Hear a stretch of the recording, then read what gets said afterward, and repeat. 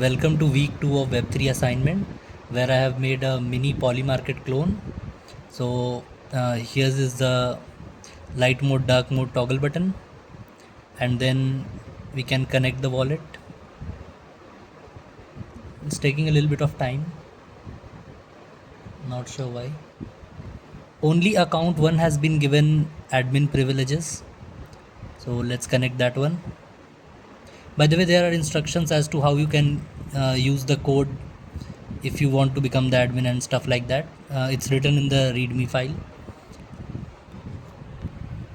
So only the admin has certain privileges like creating a market and resolving a market. Here we are asking this question: will Brazil beat Japan in FIFA World Cup? There are two options, yes and no, and we are setting the time limit of, let's say, 10 minutes from now, and then we create the market.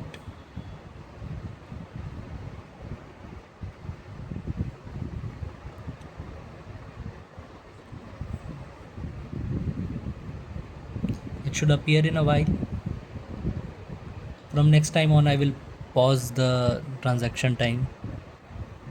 Okay, so now we can bet here. Let's say the admin bets 0.002 ether on no.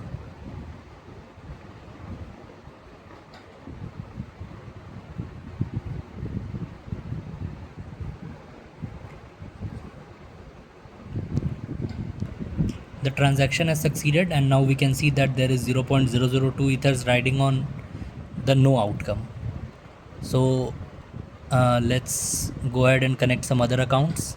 Let's connect account 2, and let's say account 2 wants to bet 0.003 ethers on yes.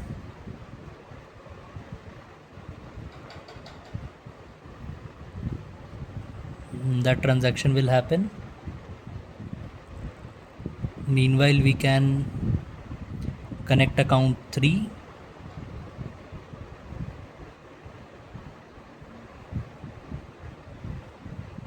and let's say account 3 also bets 0.001 ether on yes. I'm doing this so I can show you how reward distribution works. Okay, now we have to wait until this deadline passes before we can resolve it. So yes, now there is 0.004 ether riding on yes and 0.002 ethers riding on no. So before we can resolve it, we have to wait for a while. In the meantime, I will show you how the smart contract is structured. Okay, so first of all, we have a struct market. It has the question, the both the options, the deadline, how the amount, I mean the money riding on both the outcomes, and whether it has been resolved or not, which side won in the end, stuff like that. And then there is this market count. It's basically just a serial number, nothing much, and the address of the admin. And then there is this mapping of simple serial number, nothing much. And this address, these two addresses are mappings of address to the amount bet by that individual. And this u into 256 on the left side is simply a serial number, kind of. Doesn't matter much. And then there are some events like market created, bet placed, market resolved, and reward claimed. These are for the front end to interact. And then there are some modifiers like only admin is allowed to call certain functions, and this modifier checks whether market exists. Sometimes someone may call, let's say, market number 5, and 5 markets don't even exist. So to handle that, and then this function create market just puts in the question option and stuff like that in the correct position. There isn't much to explain here.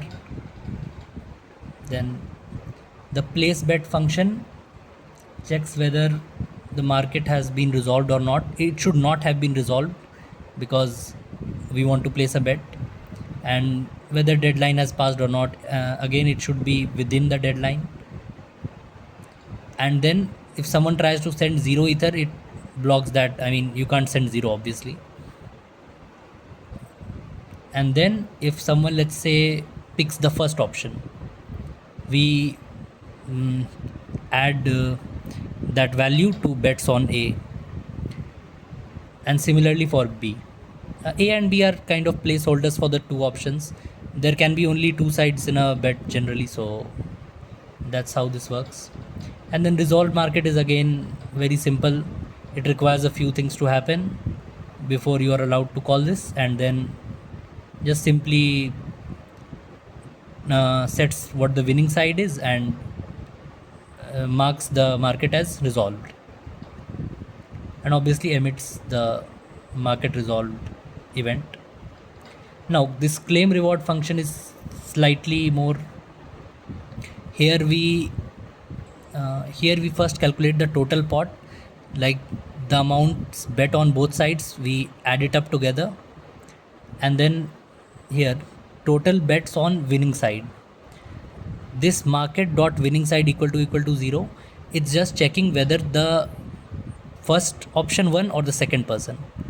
The second option. If the first option has won, then this side gets executed. If not, the next.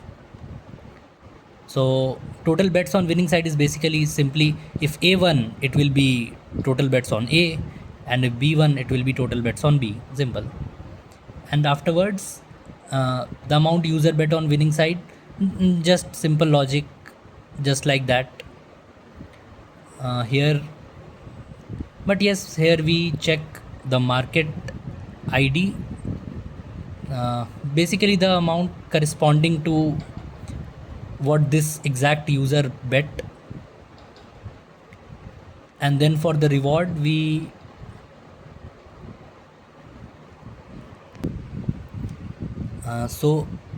this first checks whether total bets on winning side are 0 or not. If it is 0, then no one has won, and everyone else on the other side is refunded back their money.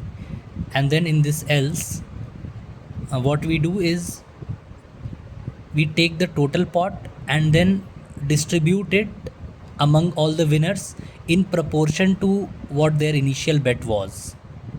And we said that yes, they have claimed, we don't want them to do that again, obviously. And yeah, that's pretty much it. That's all that's happening here.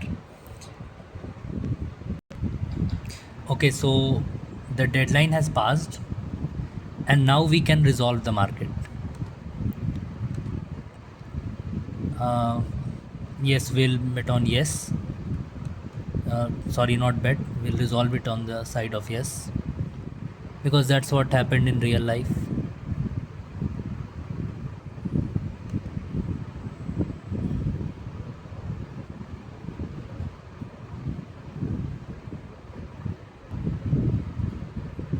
As we can see, as soon as the transaction was executed, it moved away from active markets to resolved markets. We'll go to resolved markets and go up till the bottom. There is 0 pending reward, obviously, because this account bet on the wrong side, so there are no winnings. But now let's connect another wallet which bet on the correct side.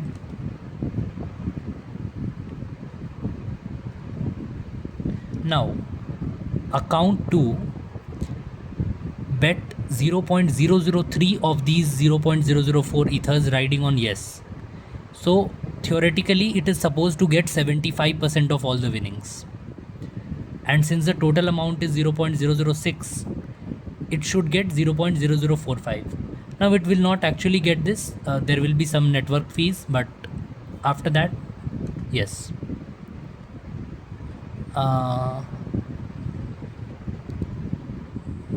Here we confirm, and this works. It's taking a bit of time, but yeah, it will eventually work. So we see that we have withdrawn, but I think I should also show it to you.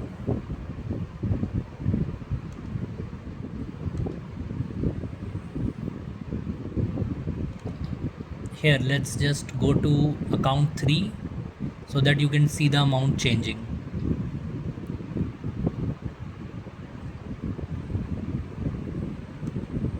Sorry, the mouse is glitching a little bit. That's why my actions are pretty slow.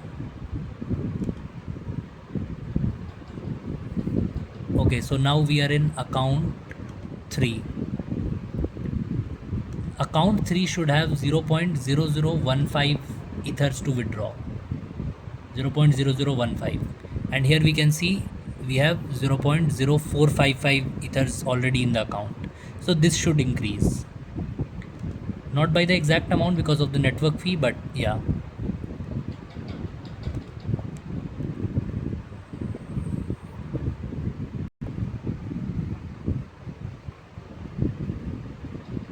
As we can see, this changed from 0.0455 to 0.0468. So yeah, this works, and thank you very much, and sorry for extending this a little bit, but yeah, that's about it.